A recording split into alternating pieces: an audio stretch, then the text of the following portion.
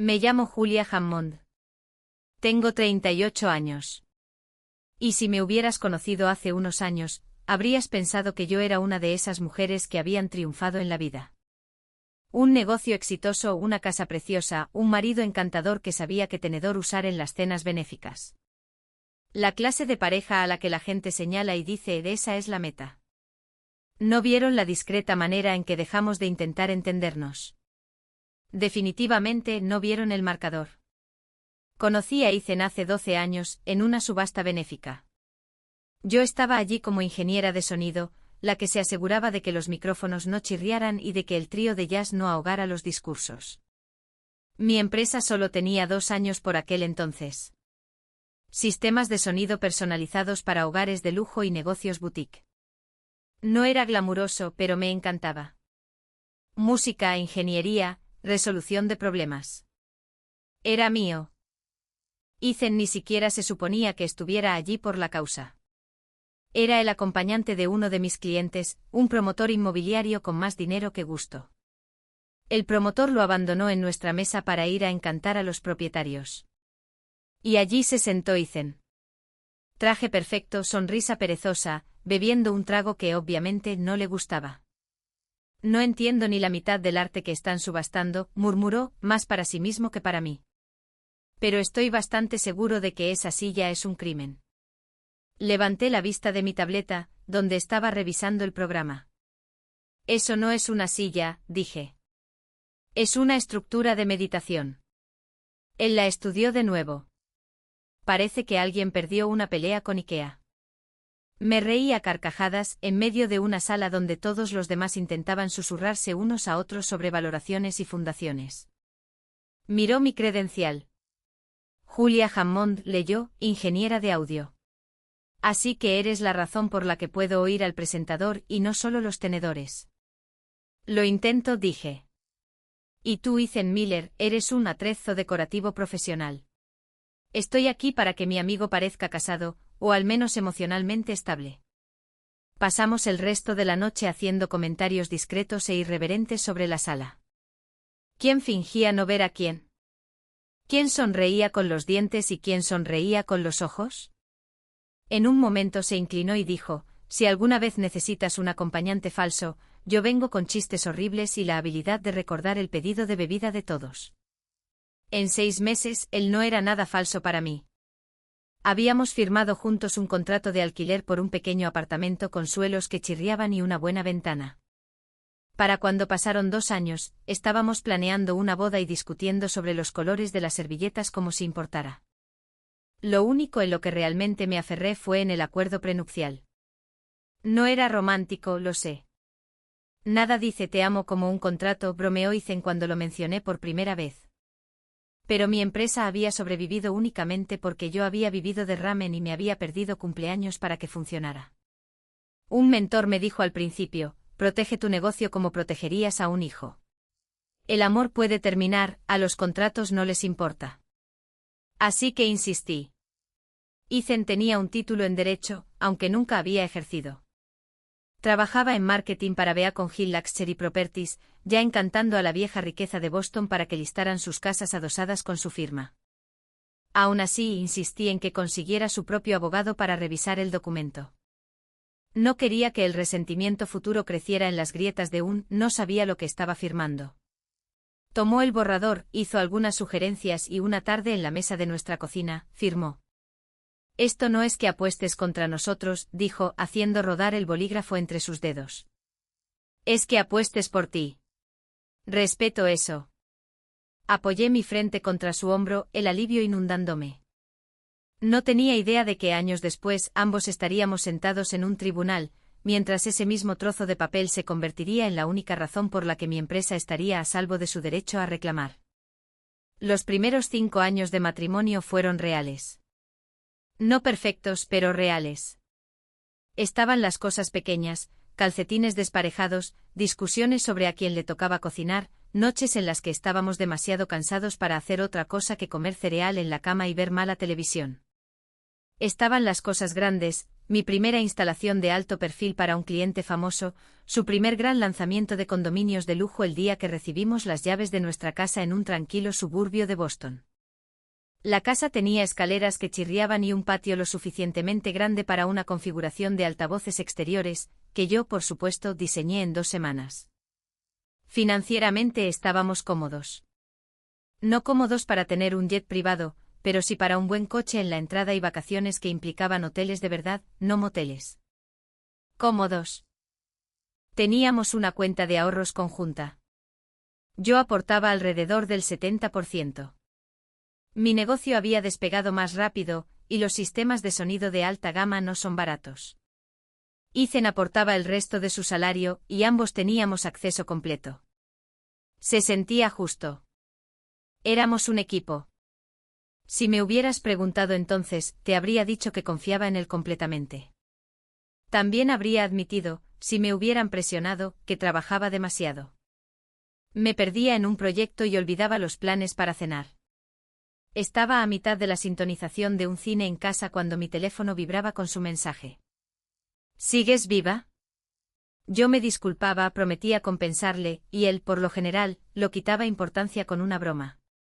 Solo trae postre la próxima vez, decía. Puedo perdonar casi cualquier cosa por un tiramisú. Pensé que eso era suficiente, que un lo siento más tarta de queso podía tapar las grietas. Aparentemente él llevaba un tipo diferente de marcador. Hace 3 años todo cambió. Bea con Gil ascendió a Ethan a director. Vino con un título brillante, un aumento de sueldo y una tarjeta de acceso a todo un ecosistema diferente. Fiestas en yates, inauguraciones de arte, noches privadas en museos donde la gente hablaba casualmente de comprar casas de verano, de la misma manera que otras personas hablan de comprar zapatos nuevos.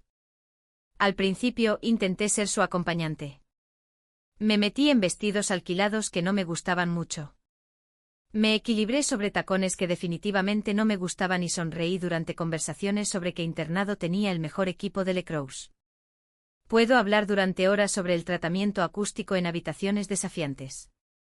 Sé exactamente cómo hacer que un condominio con paredes de cristal suene cálido en lugar de como una cámara de eco, pero no puedo, por más que lo intente, fingir que me importa que Chef está sobrevalorado esta temporada.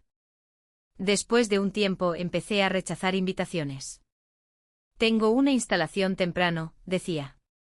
O realmente necesito finalizar este diseño. Ambas cosas eran técnicamente ciertas. Ethan parecía aliviado. En realidad, es más fácil hacer contactos si no estoy preocupándome de si estás aburrida, me dijo una vez, ajustándose los gemelos en el espejo del pasillo. ¿Odias estas cosas? No se equivocaba. Las odiaba. Me dije a mí misma que solo estábamos dividiendo y conquistando. Él encantaba al dinero. Yo construía el producto. Arenas diferentes, el mismo equipo. Él empezó a ir solo cada vez más. Fiestas en yates, cenas tardías con clientes, simplemente copas que se prolongaban pasada la medianoche. Yo estaba medio dormida cuando oía el clic de la puerta y sus pasos amortiguados por el pasillo. A veces se metía en la cama oliendo a perfume caro que no era el mío. Una clienta me abrazó al despedirse, murmuraba él cuando yo arrugaba la nariz. Ya sabes cómo son. Me reía. Confiaba en él. Quería confiar en él. El año en que olvidó nuestro aniversario, me dije a mí misma que era solo el trabajo. Cuando se enfurruñó durante 5 días después de Navidad en la antigua granja de mis padres en Vermont, por el servicio de telefonía irregular, me dije a mí misma que la gente de ciudad simplemente no entiende los inviernos rurales. Las preguntas de mi madre sobre los nietos claramente habían tocado una fibra sensible. Lo achaqué a la presión. Tuvimos momentos tensos, claro, voces alzadas, lágrimas, disculpas. Pero en mi cabeza, estos eran baches matrimoniales normales, cosas a las que algún día miraríamos hacia atrás y diríamos, «Wow, ¿recuerdas cuando casi dejamos que el trabajo se interpusiera entre nosotros?» No sabía que en algún momento él había decidido que cada uno de esos baches valía un pase libre para acostarse con otra persona. No sabía que en 8 meses, una noche yo volvería a casa, entraría en nuestro pasillo y oiría a mi marido en la habitación de al lado, riendo, mientras le decía a un amigo que su cuenta actual era de 7. 7 mujeres, 7 traiciones, 7 castigos por pecados que yo supuestamente no sabía que estaba cometiendo.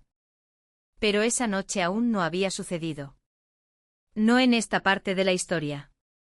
Ahora mismo en esta versión del pasado, sigo siendo la mujer que cree que el trabajo duro puede curarlo todo. Que piensa que la confianza es un hecho siempre y cuando no estés mintiendo activamente.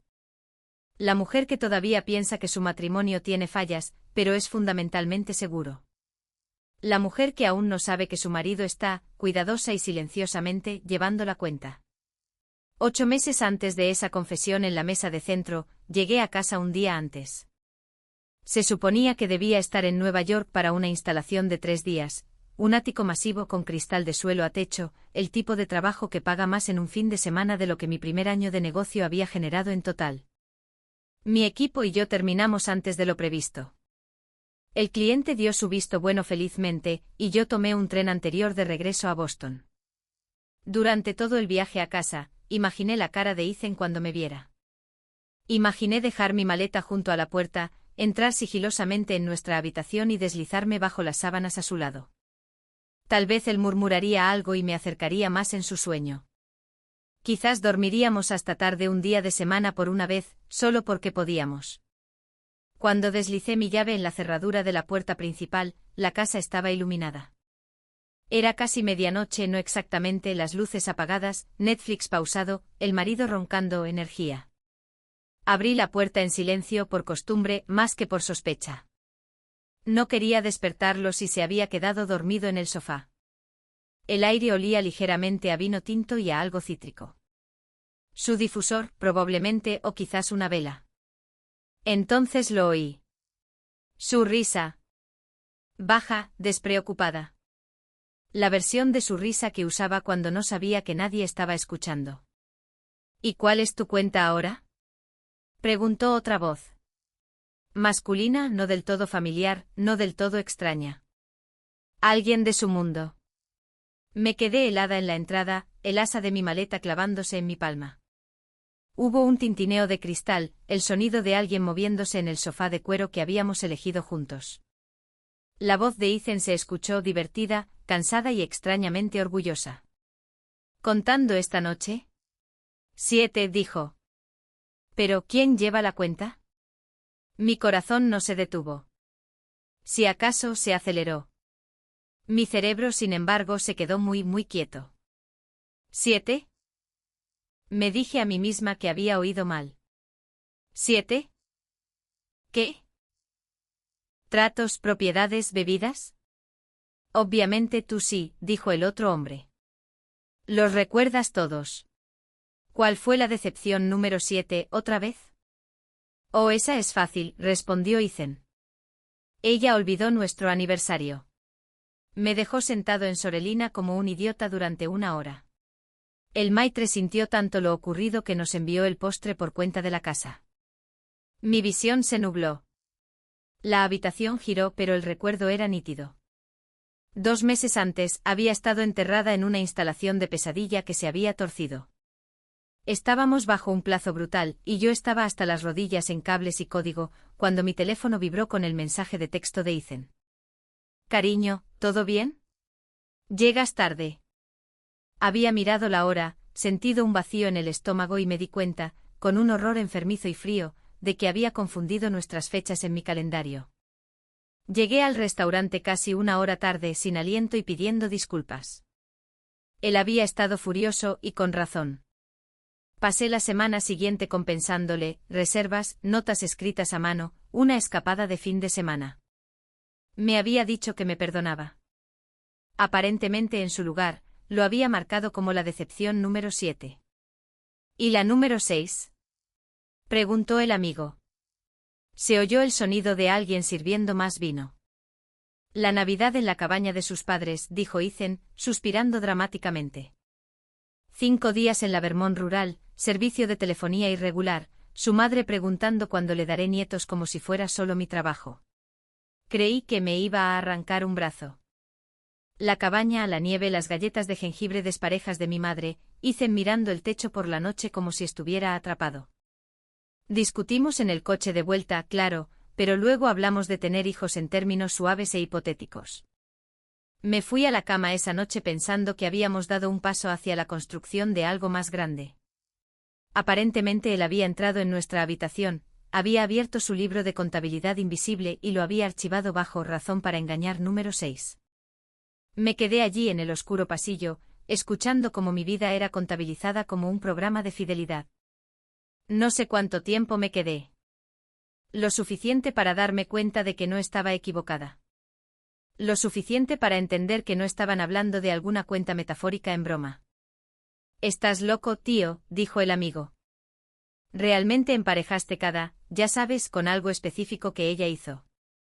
«Una decepción importante obtiene un reinicio», respondió Ethan. «Equilibra la balanza». «No la resiento». «El matrimonio permanece intacto». «Ganamos ambos». Mi respiración era superficial, en ráfagas. Mi primer instinto fue irrumpir en la sala de estar y destrozar todo.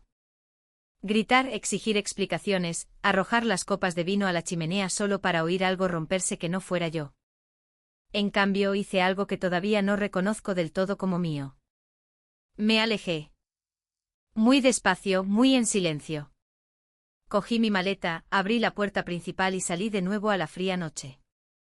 Oí su risa de nuevo mientras la puerta se cerraba con un clic detrás de mí. El hotel en el que terminé estaba a 2 millas de distancia y a 3 mundos de nuestra casa. Me senté en el borde de una cama rígida, todavía con el abrigo puesto. Mirando la fea colcha floral como si pudiera ofrecer respuestas. Mi teléfono se iluminó 2 veces, una con una notificación de spam, otra con un correo electrónico tardío de un cliente, nada de Ethan. Podría haberle llamado, enviado un mensaje de texto, «Estoy en casa». Te escuché.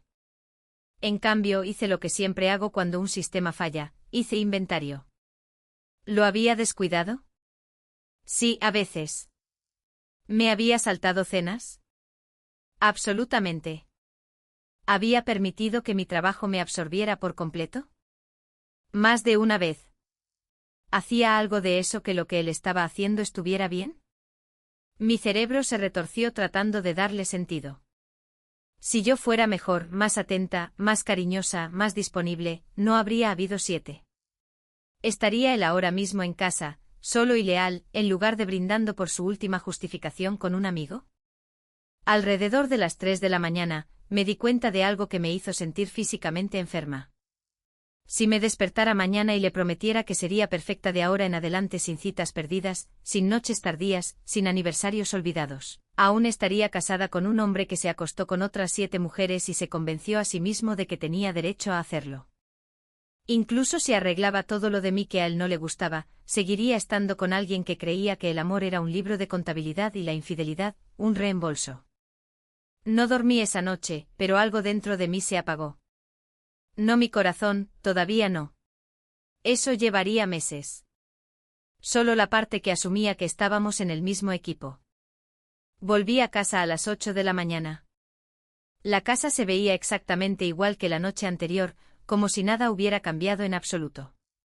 Había 2 copas de vino vacías en el fregadero, una botella de Cabernet a medio terminar en la encimera y Ethan en la isla de la cocina, en camiseta y pantalones deportivos, desplazándose por su teléfono con la concentración aburrida de alguien que revisa los resultados deportivos.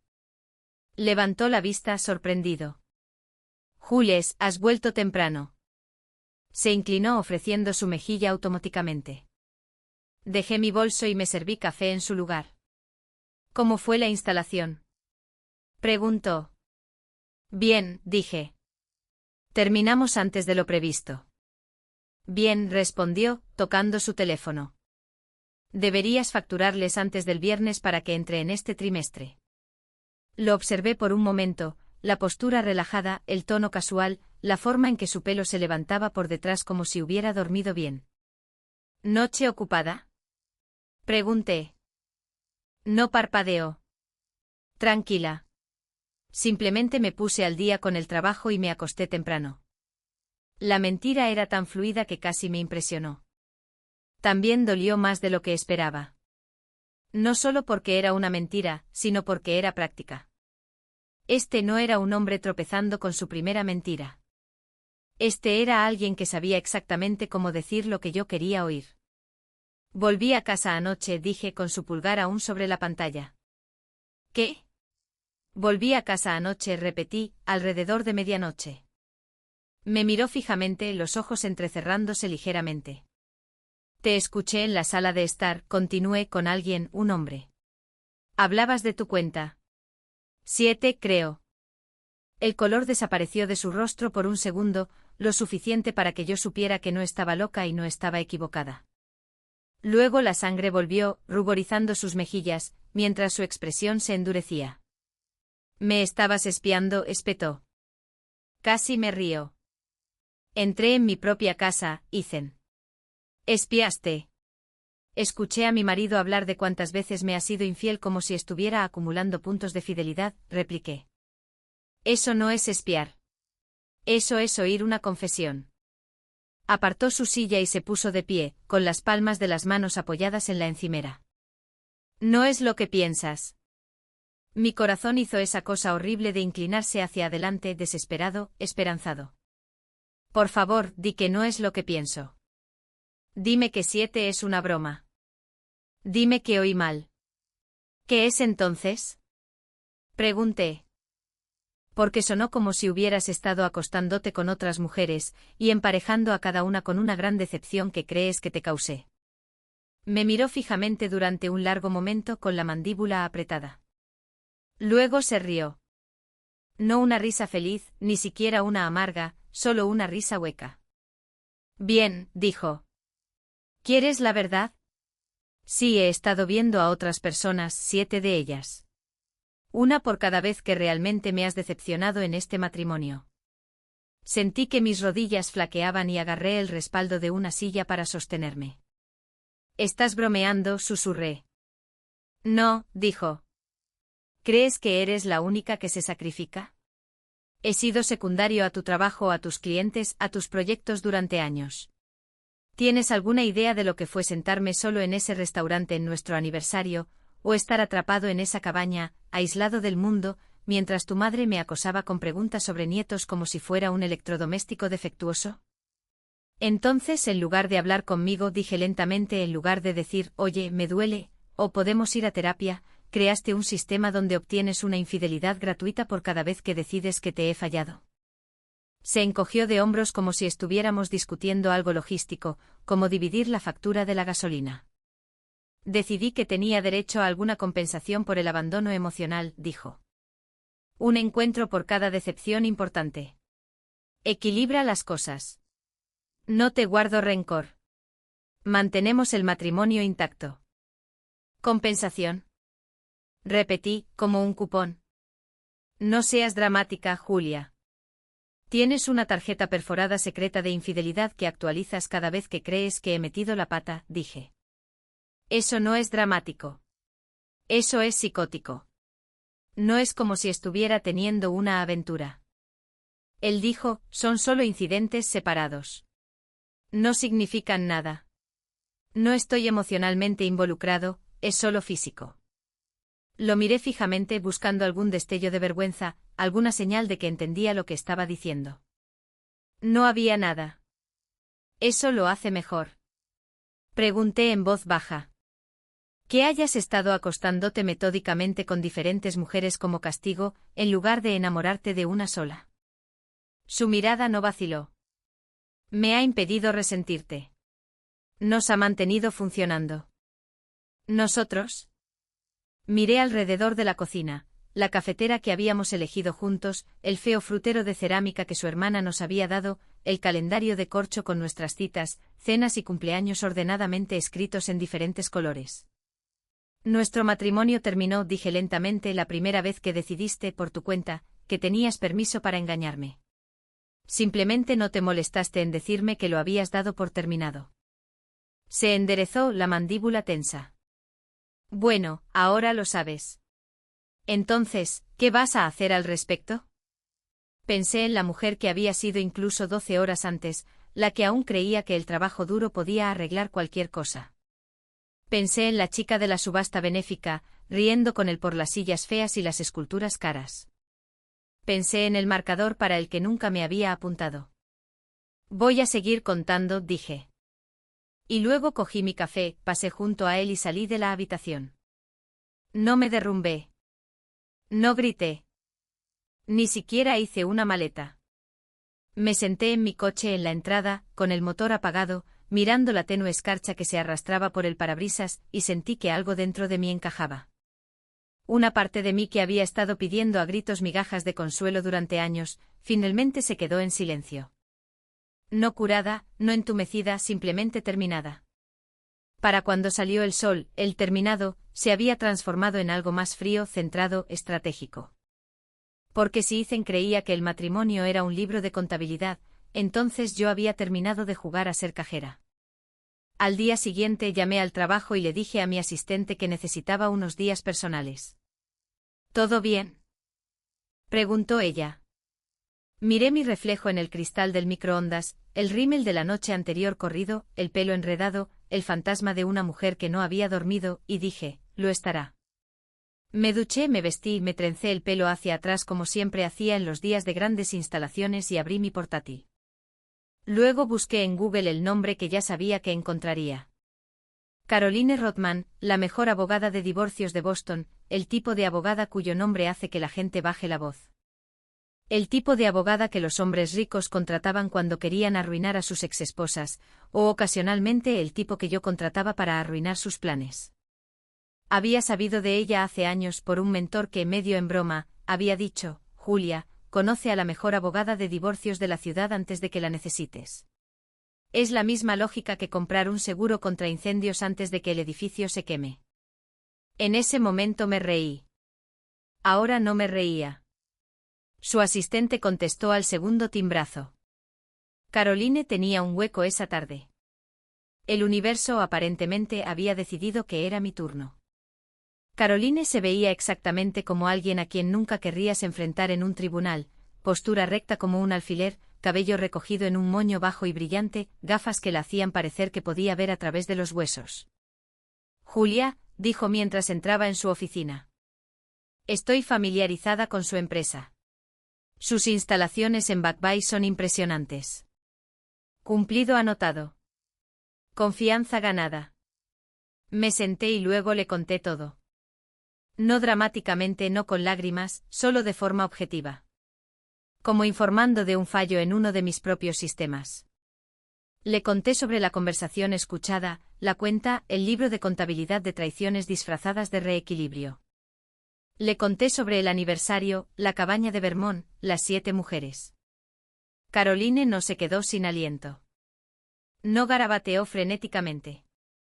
Simplemente inclinó la cabeza y dijo, esta no es la justificación más extraña para la infidelidad que he escuchado, pero sí una de las más organizadas. Hizo preguntas, fechas, detalles de ingresos, el acuerdo prenupcial que Ethan había firmado, la cuenta conjunta.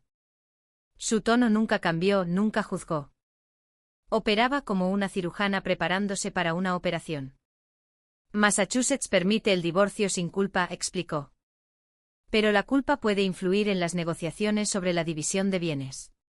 No presentaremos la demanda usando el adulterio como motivo, ya que limita nuestra flexibilidad. En su lugar, recopilaremos pruebas discretamente, documentaremos los patrones y generaremos presión. Deslizó un bloc de notas hacia mí. Primera directriz, no abandones la casa. Parpadeé. ¿Qué? ¿Por qué? Si te mudas, dijo, debilitas tu derecho sobre la residencia conyugal. También le das espacio para decir que abandonaste la relación. Quédate. Duerme por separado. Sé educada. Documéntalo todo. Tragué. La idea de compartir espacio con él de nuevo me erizó la piel. Y en segundo lugar, continuó golpeando la sección financiera de mi formulario de admisión, tienes permitido usar fondos conjuntos para una representación legal legítima.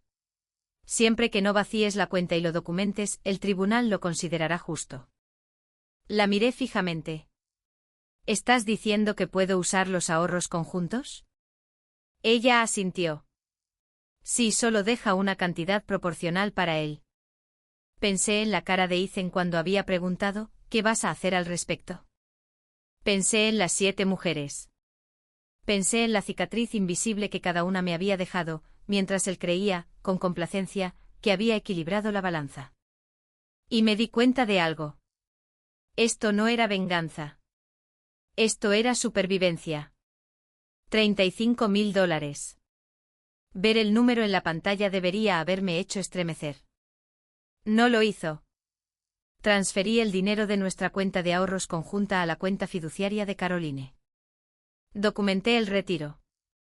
Guardé el recibo. Dejé más de la mitad de la cuenta intacta. Y mientras mi dedo se levantaba del trackpad, sentí una pequeña y feroz punzada de satisfacción. Decepción número 8. Pensé que era la primera que él no vería venir. Cuando llegué a casa, Ethan estaba en el sofá, con el portátil abierto, redactando correos electrónicos. Levantó la vista. Estuviste fuera todo el día. Tenía cosas que atender, dije. Él asintió, claramente irritado de que no estuviera dando detalles. Deberíamos hablar de anoche. Lo haremos, dije eventualmente. Frunció el ceño. Julia, no seas infantil. Una discusión no.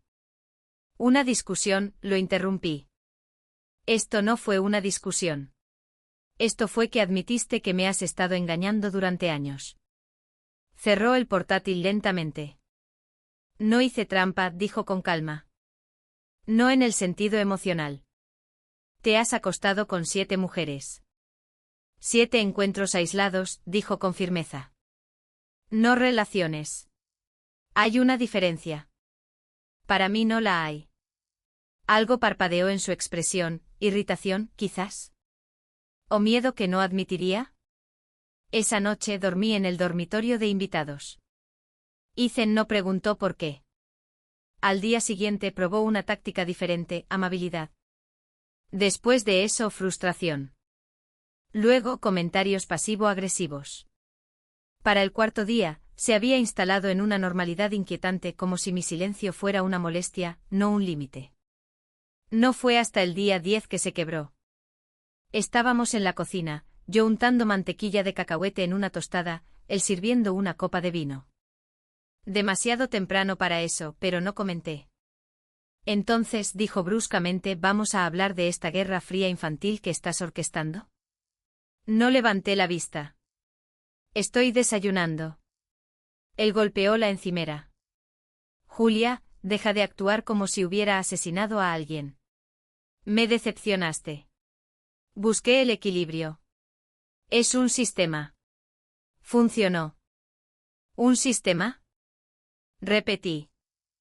¿Qué creaste sin mi consentimiento? ¿Consentimiento para qué? Para que yo lidiara con tu abandono emocional. Mi agarre se apretó en el cuchillo. ¿Qué quieres, Ethan? Pregunté. ¿Que me disculpe por tus aventuras? ¿Que te dé las gracias? Quiero que manejemos esto con madurez, espetó. No necesitamos abogados involucrados. Hablé con Andrew, el amigo de mi marido, el abogado corporativo. Le dije que no es un abogado de divorcios. Ha llevado algunos casos. También Google, dije sin rodeos. Pero tampoco dejaría que me representara. Frunció el ceño. Deberíamos arreglar esto en privado, Julia. Los abogados complican las cosas. Finalmente lo miré. Ya contraté a una abogada, dije. Él parpadeó. ¿Qué? Hace 10 días. ¿Quién? Caroline Rothman. La sangre se le fue de la cara tan rápido que pensé que podría desmayarse. ¿Pero cómo? ¿Cómo pudiste pagarla? Levanté mi tostada, le di un bocado tranquilo y dije, usé nuestros ahorros conjuntos. ¿Tú qué? Su voz se quebró. Sin preguntarme. Tú no preguntaste antes de engañarme, respondí. Considéralo la decepción número 8. Se le abrió la boca. Julia, no tenías derecho. Es una cuenta conjunta, dije con ligereza. Ni siquiera tomé la mitad, y lo documenté todo. Mi abogada tiene los recibos. ¿Estás loca? No, dije encontrando sus ojos con una firmeza que no reconocía en mí misma. Estoy respondiendo. Se quedó allí, el pecho subiendo y bajando, el pánico transformándose en ira. ¿Planeaste esto? Sí, Seo. ¿Planeaste todo esto? No, Ethan. Limpié una miga de mi plato. Tú creaste esto. Yo simplemente me negué a ser la única en pagarlo. Cogió su teléfono y salió furioso de la casa. Me senté en la tranquila cocina y terminé mi tostada. Y por primera vez en mucho tiempo me sentí completa. Ethan no volvió a casa esa noche. No le envié mensajes de texto. No revisé su ubicación. No deambulé ni lloré ni ensayé discursos frente al espejo. Me acurruqué en la cama de invitados con una almohadilla térmica en el estómago, puse un viejo documental que había visto una docena de veces y me dejé llevar. No en paz, pero tampoco en pánico. Por la mañana su coche estaba en la entrada, pero él no estaba en nuestro dormitorio. Había dormido en el sofá. Una silenciosa y mezquina línea de batalla. A las 9:17 de la mañana, recibí una llamada de Caroline. Su marido visitó esta mañana 3 grandes bufetes de abogados, dijo, todos pidiendo consultas preliminares. Parpadeé. Está intentando impedirme que contrate a alguien mejor que él, ¿verdad? Exacto, respondió. Es una táctica común. Si se reúne con ellos, aunque sea por 10 minutos, éticamente se les prohíbe representarla más tarde. Pero llegó tarde. ¿Qué tan tarde? Usted se reunió conmigo primero, dijo Caroline. Lo que significa que cada bufete que él está visitando ya está en mi lista de conflictos. No puede usar ninguno de ellos. Cerré los ojos, asimilando aquello. Ethan nunca había sido tímido al pensar 2 pasos por delante. Ahora estaba aprendiendo lo que se sentía cuando alguien más lo hacía. Esa tarde irrumpió por la puerta, arrojando sus llaves sobre la encimera con un fuerte estrépito. Así es como quieres jugar a esto, espetó. Usando nuestro dinero para contratar al abogado más caro de la ciudad. Es legal, dije sin levantar la vista del correo electrónico que estaba escribiendo y documentando. Me dejaste sin nada. Quedan 40.000, dije. Más que suficiente para un anticipo con Andrew, se burló. Andrew cobra entre 15.000 y 20.000 solo para empezar, y luego más cada semana. ¿Tienes alguna idea de lo que cuestan estas cosas? Sí, dije con calma. Tú sí. Eso cayó como un puñetazo.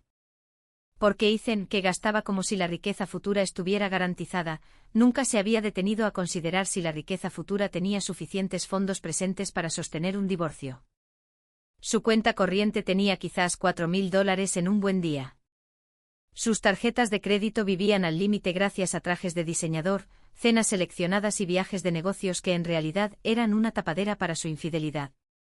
Observé cómo la realización lo invadía, lenta, dolorosa, inevitable. Planeaste esto, dijo de nuevo, pero esta vez era menos una acusación y más miedo. No, respondí con voz tranquila pero aguda. Yo planeaba seguir casada. Tú planeaste 7 excusas para deshacerlo. Tragó con dificultad, la mandíbula tensa. Descubrimiento suena clínico, una palabra neutral, estéril. En realidad es un lento desprendimiento de la piel, capa por capa, exponiendo cada ternura debajo. El equipo de Caroline se puso a trabajar reuniendo pruebas, registros telefónicos, registros de GPS, extractos de tarjetas de crédito. Cada cargo de hotel que Ethan hizo bajo el pretexto de cenas con clientes de repente tenía nombres adjuntos, mujeres adjuntas, fechas adjuntas, horas adjuntas. Una contable forense revisó mis registros comerciales. Se empujó las gafas por la nariz y señaló una línea de tiempo que había construido. Usted invirtió fondos personales en el negocio varias veces, dijo. Trabajó semanas de 80 horas durante años sin tomar distribuciones. La mayor parte de su crecimiento es atribuible a sus esfuerzos, no a las contribuciones conyugales. Pero Ethan construyó conexiones que me ayudaron, dije. Sí, respondió ella, pero eso no equivale a propiedad, especialmente porque esos mismos eventos fueron utilizados para actividades extracurriculares personales. La implicación era clara, Ethan no solo mezcló lo profesional y lo personal. Utilizó uno como arma para permitir el otro. Y los jueces odian eso.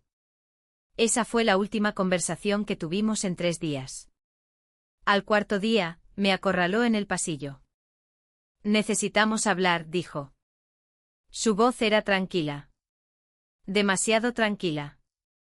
La calma de alguien ensayando. Me crucé de brazos. Escucho. Respiró hondo. Mi abogada quiere que pregunte, ¿realmente quieres que esto se ponga feo? ¿Tu abogada? Pregunté. Entonces Andrew tomó oficialmente tu caso. Su mandíbula tembló. Me aconsejó informalmente. Entonces, ¿no tienes representación? Aclaré. Su silencio lo dijo todo. Levanté una ceja. Entonces, ¿por qué tu abogado está dando consejos? Se sonrojó. Julia, hablo en serio. Podemos manejar esto nosotros mismos. Podemos sentarnos como adultos. ¿Como adultos? Repetí lentamente. ¿Eso incluye no engañar, o es esa tu versión de madurez? Se pasó una mano por el pelo. La gente comete errores. 7 veces. Su voz se quebró. Yo estaba sufriendo. Yo también, espeté. Y yo no engañé. Abrió la boca, pero no salió ningún sonido. Empecé a alejarme. Julia, llamó. Espera, por favor. La palabra por favor era nueva. Me detuve. Él miró al suelo. ¿Puedes simplemente asumir algo de responsabilidad? Trabajabas todo el tiempo. Olvidabas fechas importantes. Me arrastraste a la cabaña de tus padres donde ni siquiera podía revisar mi teléfono. ¿Qué se suponía que debía hacer? Habla conmigo, dije suavemente. Podrías haberme hablado. Sus ojos se dispararon hacia arriba. ¿Y habrías escuchado? Sí. Él tomó un aliento tembloroso. Quizás no quería descubrir que no lo harías. Eso me dejó aturdida. Por un momento parecía casi humano. No el extraño frío de la cocina. No el hombre con derecho a todo y con un marcador, solo alguien que se sentía pequeño y no sabía cómo decirlo. Pero entonces el momento pasó. Porque el miedo no excusa la traición, y la cobardía no justifica el engaño. Siento que te sintieras invisible, dije. Pero no arreglaste eso haciéndome daño. Lo multiplicaste. Exhaló temblorosamente. Julia, no quiero perderlo todo. Lo miré y me di cuenta de que no hablaba de perderme a mí. Hablaba de perder dinero, estatus, reputación, las cosas que más le habían importado mucho antes de que lo admitiera. Eso es entre tú y el tribunal ahora, dije y me alejé. La sala del tribunal era más fría de lo que esperaba. Más pequeña también, casi íntima. Ethan se sentó al otro lado del pasillo, frente a mí, con un traje que no le quedaba bien. O había perdido peso, o la tintorería lo había encogido. Su cabello estaba demasiado engominado, su corbata ligeramente torcida y, por una vez, no se veía pulcro. Se veía asustado. Andrew se sentó a su lado, hojeando papeles con una expresión que decía, solo hago esto como un favor y me arrepiento profundamente. Caroline se inclinó hacia mí. Puede intentar alegar coacción con respecto al acuerdo prenupcial. Prepárate.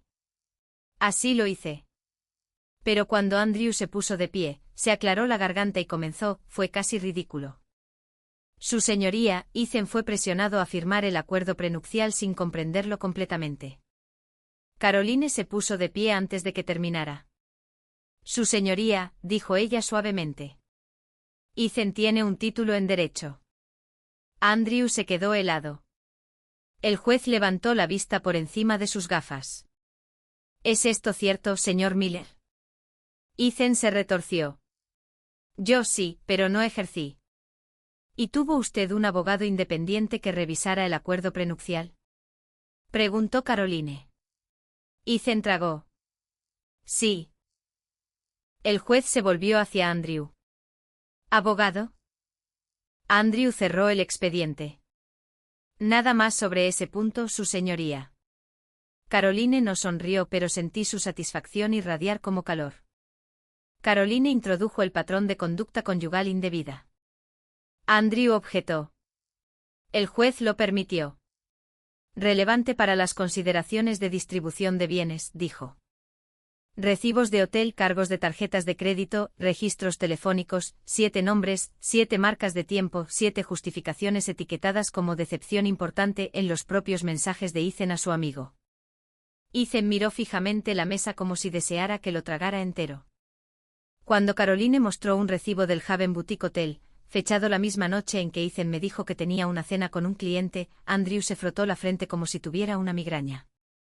Cuando mostró 2 extractos que probaban que había pagado habitaciones de hotel usando nuestra tarjeta de crédito conjunta, las cejas del juez se alzaron.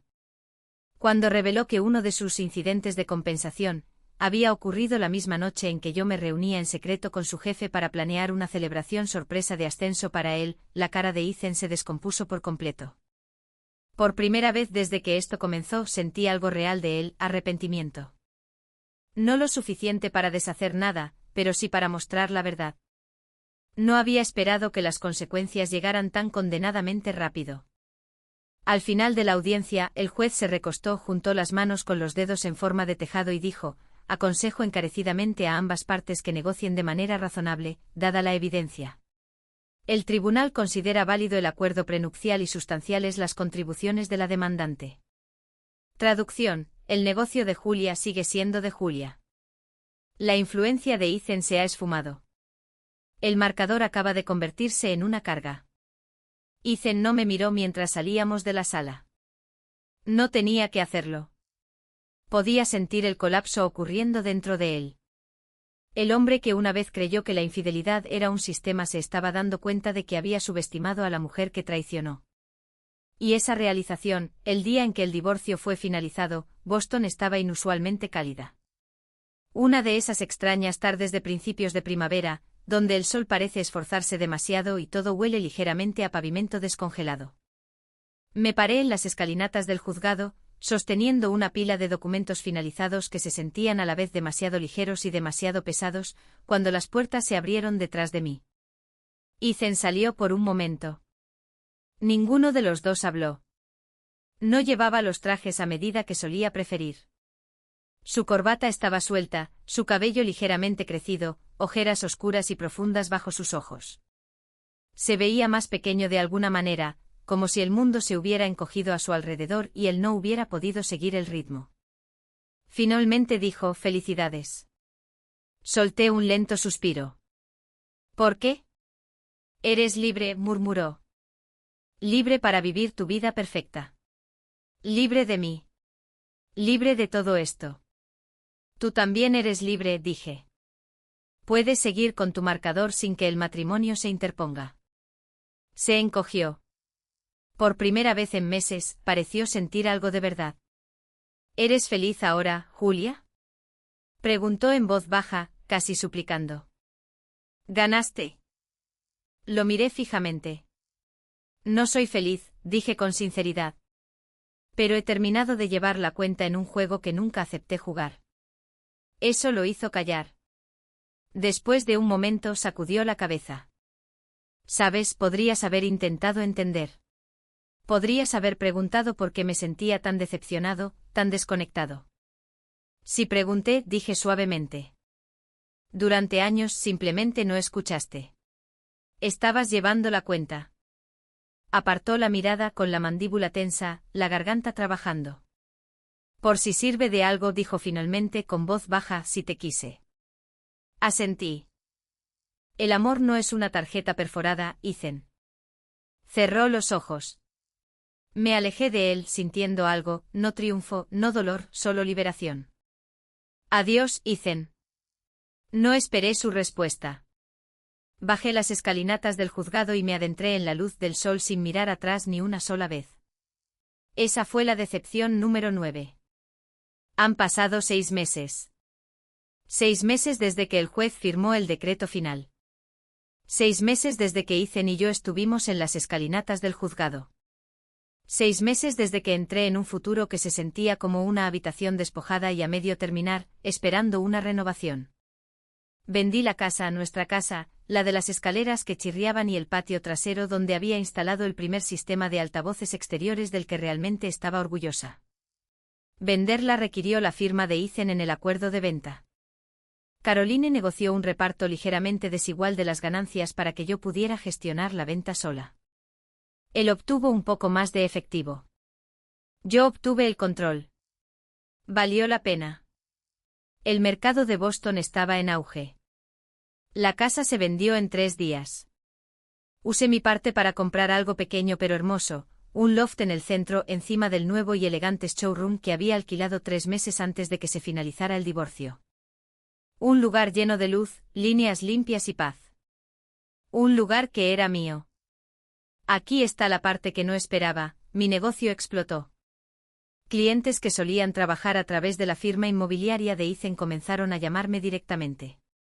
Algunos de ellos admitieron incómoda y discretamente que se habían sentido incómodos trabajando con él después de escuchar rumores de que había usado sus eventos benéficos y noches de networking como encuentros para sus actividades extracurriculares. La vieja riqueza de Boston no tolera la vergüenza. Y el marcador de Ethan no era solo personal, era lo suficientemente público como para causar ondas. Empecé a tener negocio recurrente, casas adosadas siendo renovadas, condominios de lujo cambiando de manos, casas de verano en Cape Cod necesitando renovaciones completas de audio. Me mudé al loft encima de mi showroom e instalé un espacio de demostración de sonido personalizado tan inmersivo que ni yo misma podía resistirme a entrar por la noche, solo para escuchar la diferencia entre el silencio y una música perfectamente equilibrada. Mi terapeuta dice que mi trabajo se ha convertido en mi anclaje. Yo digo que se ha convertido en mi santuario. Quizás ambos tengamos razón. Conocidos mutuos mencionan ocasionalmente a Ethan. Nada dramático. Ni escándalos. Ni caída pública. Solo una erosión constante y silenciosa. Las llamadas regresan más lento. Clientes solicitando otros agentes. Un distanciamiento cortés que solo los círculos sociales de la vieja riqueza de Boston pueden lograr con tanta precisión quirúrgica. No está ostracizado, simplemente está excluido, y eso podría ser peor. Sus amigos, la mayoría divididos limpiamente por líneas predecibles. Las mujeres que creen que fue emocionalmente descuidado, todavía lo defienden. Las parejas a las que solíamos invitar a cenar, la mitad se alejaron con gracia, inseguras de qué decir. Algunos de sus colegas me dijeron en privado que se sentían aliviados de que la verdad saliera a la luz. Habían notado el patrón de eventos con clientes seguidos de cargos de hotel meses antes que yo. Pero el verdadero cambio, el que más le dolió, vino de su propio lugar de trabajo. Beacon Hill no lo despidió, pero su lista de clientes cambió de manera silenciosa, sutil, estratégica. Pasó de manejar listados de lujo a propiedades de gama media, de director en cada foto de prensa a miembro del equipo en la letra pequeña. Las acciones tienen consecuencias y la élite de Boston no olvida. Solía pensar que el cierre se sentiría como una victoria. No es así. Se siente como respirar sin darme cuenta de que había estado conteniendo la respiración durante años. No estoy saliendo, no lo evito, simplemente no me apresuro. Por una vez mi vida me pertenece solo a mí. Mi tiempo es mío. Mi cama es mía. Mis errores y mis triunfos también son míos. Y de una manera tranquila y extraña, eso es suficiente. El mes pasado, una de mis amigas más cercanas pasó por el showroom con un regalo. Una placa de nogal pulida y brillante con un grabado que me hizo estallar en carcajadas por primera vez en semanas. Decepción número 8. Darse cuenta de que las acciones tienen consecuencias. Ahora está en el estante de mi oficina, no como un trofeo, no como amargura, sino como un recordatorio. Un recordatorio de que el amor no se mide en recuentos. Que el perdón no es una moneda para intercambiar. Que la lealtad no es algo por lo que recibes compensación al romperla. Un recordatorio de que en el momento en que alguien empieza a llevar la cuenta, el juego ya ha terminado. Y sobre todo un recordatorio de que las únicas promesas de las que volveré a llevar la cuenta son las que me hago a mí misma.